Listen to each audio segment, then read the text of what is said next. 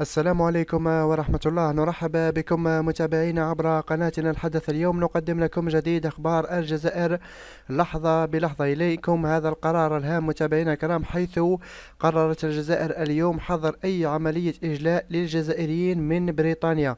وجاء القرار بعد ظهور سلالة متحولة لفيروس كورونا في بريطانيا. للإشارة، فقد أعلنت عدة دول تعليق الرحلات الجوية مع بريطانيا بسبب ظهور السلالة الجديدة لكورونا. وقد صرح أمس وزير الصحة البريطاني مات هونكوك أن السلالة الجديدة من الفيروس كورونا خرجت عن السيطرة.